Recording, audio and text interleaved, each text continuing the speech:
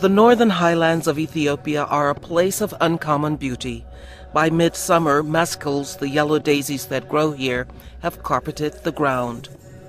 Virtually no patch of land, no matter how hilly, has gone uncultivated or has not been grazed. Over centuries, the topsoil has been washed away, despite vain attempts at preservation by terracing. Ethiopia's population is growing at a rate that neither the economy nor the land can sustain.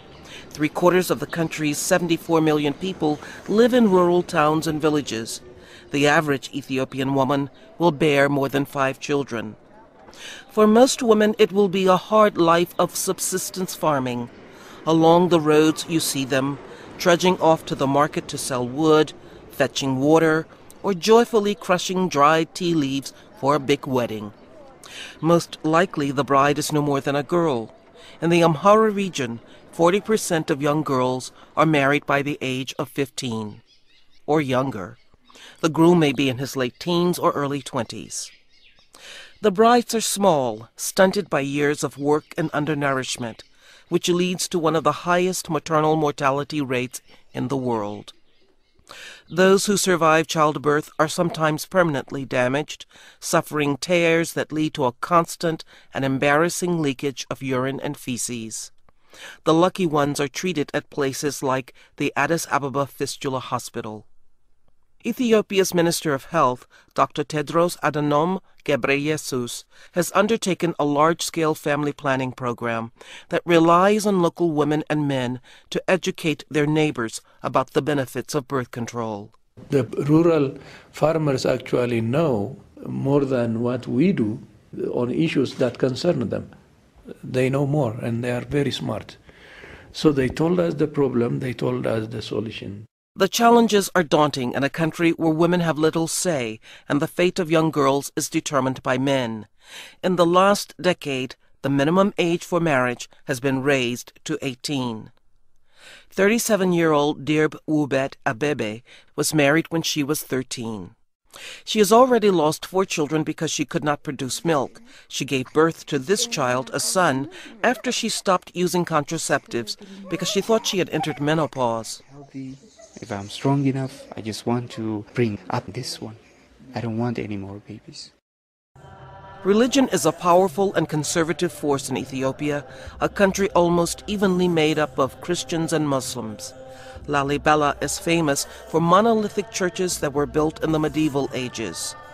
The church's caretakers are influential in the community, and when they say there's nothing wrong with children marrying, local people are likely to listen.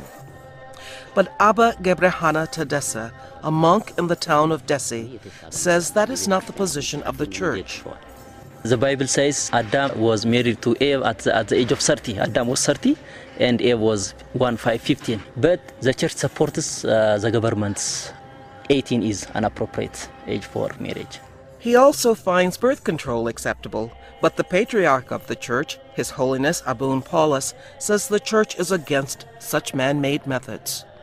The mother, after she gave birth to a baby, she should feed him with her breast. That's a natural way of doing it. This is the church's approval. Family planning clinics throughout Ethiopia are crowded with young people who have come to get reproductive services and test and counseling for HIV and AIDS. In one, on a wall, a poster cautions that getting married without being tested for HIV first is like stepping off a cliff blindfolded. A 19-year-old newlywed has come for injected contraceptives. She says she and her husband don't want a family until they can support one. Her mother's life was hard, she says, because she had a lot of children. Change in a world where more than half of the population is illiterate comes slowly. In the Inessa village, Natnesh Manala, a 3rd grader, has dreams of becoming a doctor. Despite the new laws, her parents want her to marry by the age of 12. In their world, it's a disgrace if she isn't.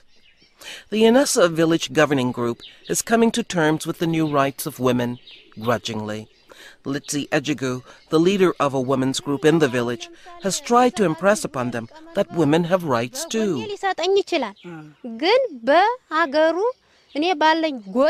She says the men in the village say she spends a lot of time talking.